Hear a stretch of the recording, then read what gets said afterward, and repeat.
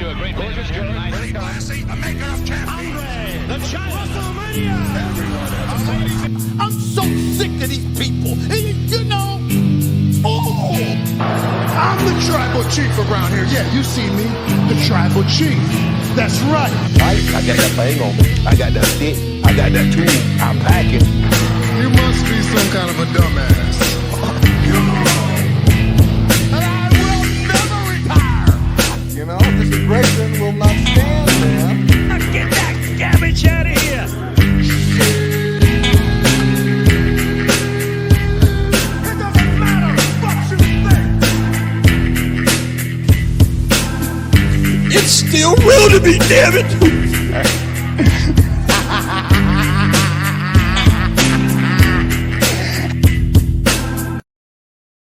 Welcome in everybody to another edition of Friday Night Review. I am Scalz, and tonight just me and Cam are going to be here running the show. How we doing? Pretty good, man. You know, I thought this was a really, really good episode of Smackdown. Like I said, they really focused on WrestleMania tonight and really building towards that. So it was a really good episode of Smackdown, I thought. Yeah, I mean, I only saw bits and pieces of it, but from what I saw, the show was really well put together. There was a lot going on. They furthered a lot of things. They got the tag title match on Babyface tonight. I thought it was a great job that he did.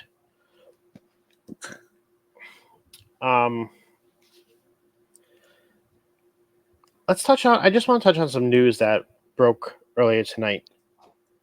Darby Allin breaking his foot on Wednesday.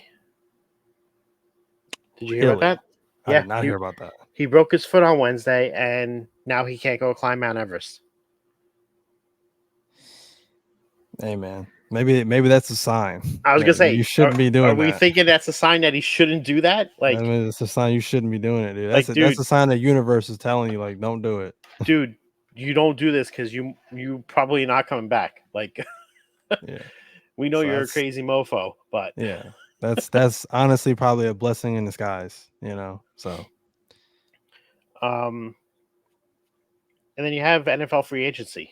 Like, oh my God, good Lord, the last 3 days are just insane. Wild. Between trades, free agents signing, two teams being accused of tampering during the legal tampering window. That I didn't hear about. That's crazy. So the NFL is investigating whether the Eagles and the Falcons actually tampered with players. The Eagles possibly tampering with Saquon, and the Falcons possibly tampering with Kirk Cousins. That's crazy. So during the legal tampering period, which starts at noon on Monday and goes until free agency starts on Wednesday, teams can contact agents only. They can't be in contact with any of the players. The only player they can reach out to are players that represent themselves. And Kirk Cousins in an interview said that he had spoken to the medical trainers at Atlanta. So he kind of blew up the spot and possibly can get them in trouble. And I don't know if it was Saquon or somebody in the Philly organization said that they made the comparisons to Saquon about Penn State and Philadelphia. So right now they're investigating whether both of those were actually tampering cases on it. So I'm curious as to see where those go and what the league does from it if it's proven that there actually is tampering involved. That's wild. Wow. But let's talk about your team. Oh man. What was that trade today? I don't know, man. See, that dude, because I thought Russell was brought in to mentor him. To mentor Kenny, right? And then I see that was the first thing I see on my phone. When I got the alert. It's like breaking news. They trade Kenny Pickett to the Eagles. I'm like, what? They did what now? So I don't know, man. I mean, in a weird way, like I like the moves they've been making because they've kind of sort of been cleaning house. And to me, I feel like in terms of free agency and trades and things like that, I feel like we're one of those teams that I feel like kind of plays it safe most times. But not this year. Like, they've been making moves, and I feel like they're serious. Like they're serious about wanting to win another championship. So in a way I can appreciate it, because I've been begging for years, like, what's with this organization? Like, wake up already, make some significant shakeups, you know what I mean? Like, And they did. the culture that they built is dying, you know what I mean, because they're not doing that. So in a way I'm kind of getting what I asked for. So New to this world said Russ said he talked to Kenny and said he's looking forward to battling for position. Kenny said, "You thought." yeah, pretty much. I mean, I can understand possibly trading him because he doesn't want to sit behind somebody, but why to Philly? Philly has no need for a QB. They don't, and he ain't starting over Jalen Hurts. Oh, no way. So No way he's starting over Jalen Hurts. I'm a maybe on Giants fan, drugs and they I did can that. say There's no way, dude. Hurts is a decent quarterback. But I don't know. This free agency is just baffling me with things that are going on. It's insane, Like, dude. I think the Giants are do well, and then things change, and it's like, I don't know. I like the signing of Singletary to replace Saquon. We got him for little more than half the price of Saquon, so that was a good deal. We got him for 3 years. I'm liking the signing of Runyon. They were going after the offensive line, building that up. But then there's rumors today that Darren Waller's retiring. And it's Man. like you can't catch a break. Yeah, I read today too that Aaron Donald's retiring too. So That he has officially retired. That is official. yeah. He's been talking about it for a couple years, but he finally decided to do it. Yeah, I mean, the Ravens losing players. I mean, the Ravens had a good signing with Derrick Henry for cheap. Like, that's a good pickup for them. Yeah. But you lost Gus Edwards. Like, there's different players. It's just so much going on. This year has changed the entire landscape in the NFL. I don't think you can go into this league season and be like, this is the clear favorite. Like, there is no clear favorite right now. It's just, we need to get through this draft, which is next week, and then see what happens from there. Because what's going on with Chicago? They trading for Allen, and like they're bringing people in. Are they trading away their pick, or are they keeping Fields? Like, are they trading Fields? Like, what's going on? I think I just saw that they're keeping Fields. So what are they going to do with the which first is confusing. I don't know. I have no idea. See, so if they're keeping Fields, trade that 1 and the 9 to Minnesota for Justin Jefferson. Oh. Trade the 1 and a 9 this year, and then the first round pick in 2026 for Jay Jettis. I like it. Because now Minnesota can take a QB for the future. They can draft somebody at 9 to help replace Jay Jettis. And then now Chicago makes sense. Because now you have DJ Moore, Kareem Allen, Jay Jettis is your top 3 wide receivers. You signed DeAndre Swift. That team is stacked right there. Facts. JJ's cap for this year is only $21 million. He needs to be re-signed after this year, but obviously they would re-sign him.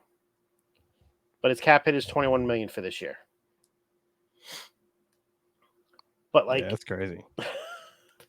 That's what I would do if I was Chicago. I would make that bold of a move. Yeah. I mean, I don't know. It's it's crazy, man. It's blowing my mind right now. You know? See? New to this world saying the same thing. If it's only 21, trade those picks. I like the Jets signing today of the offensive lineman that played for Dallas, Smith. They signed him for 1 year. Mm-hmm. It could be up to $20 million. There was no actual figures, but with incentives, he could make up to $20 million. So now that takes away the Jets at 10 from taking an offensive lineman to start. Now they should go after a wide receiver this year, or trade that pick for T. Higgins with Cincinnati. Like, there's so many moves that could still be made in this offseason. Didn't he sign? I heard he signed the the non-exclusive. He tag. signed the non-tender Mhm. franchise tag, which means that he is eligible to talk to other teams in regards with the trade. Okay. And that's why I'm saying the Jets should go after him, because the Jets need that type of receiver for Aaron Rodgers. If they do that, if they get that wide receiver, which I think is the only thing the Jets are missing, because they have Garrett Wilson, but you need someone on the other side. You get somebody comparable to him, you have an absolute chance to win that division. You might not be wrong with that, new to this world. You might not be wrong with that. I mean, I'm honestly curious to see where Bo Nix goes. Since they were talking so much about him, they were like, "Oh yeah, he looks like he's gonna be a top pick or whatever." So I heard a lot of rumors that J.J. Abrams, the guy from I forget what team he was from, but there's a lot of talk about him going 4 or 5 in that area to a team, and there was a lot of rumors of Atlanta being interested in him to trade up to get to where he's at from 9. But now with Kirk Cousins, I don't think they do that anymore. Yeah, that makes sense. But anything else you want to touch on? I think that's it. Okay, so let's close this out for the night. Where can we find you, Cam? In terms of networks, you can find me right here every single Friday night after Friday Night Smackdown, talking sports and Smackdown. Every single Friday night with Friday Night Review with, of course, this man right here, Scalz, and of course our other partner, Jamie Rose. And then you can find me on our sister page on Rivet City Radio every single Monday night with the table spot with Mike and Sean. And then on Wednesday nights on Rivet City Radio after AEW Dynamite with The Boom with me, Metalcore Mike, and Phil Kahn. And then in terms of social media, you can find me on TikTok. I have 3 TikTok pages. Call me Cam G, Cam's Wrestling Corner, and my newest page, Cam's Squared Circle Mania. And then you can find me on Twitter at CammyCheese317. And if that does not sizzle your bacon, you can find me on Instagram at 317 Bacon, Eggs, and Cam. I am Scalz. You can find me here on Off the Top Media on both Twitch and YouTube, as well as Off the Top Media _ on TikTok, Twitter, and Instagram. I host Friday Night Review with Cam and Jamie every Friday night after SmackDown. I also host NXT on Tap every Tuesday after NXT with Phil the Future. And right now we are rotating guests while Jax is doing some personal stuff. So next week, look forward to having Will Gray on our show to discuss NXT. Sunday nights on this network, we also do Sorry for the Interruption, that is hosted by Jax, Tommy, Will, Mike, whole bunch of misfits all thrown into one. It's a great show. Make sure you check it out. If you did not know, we do have a Patreon. That Patreon offers 3 different tiers. The $2 tier gets you the Delicious as Fuck cookbook, as well as all of our shows ad-free. And then the $5 tier gets you both of those, and then you get exclusive shows that are being added, as well as exclusive content, articles, different things. And then that also includes the after parties. So anytime there's a show, some of the shows will do an after party afterwards and continue recording after that. You'll get to see that.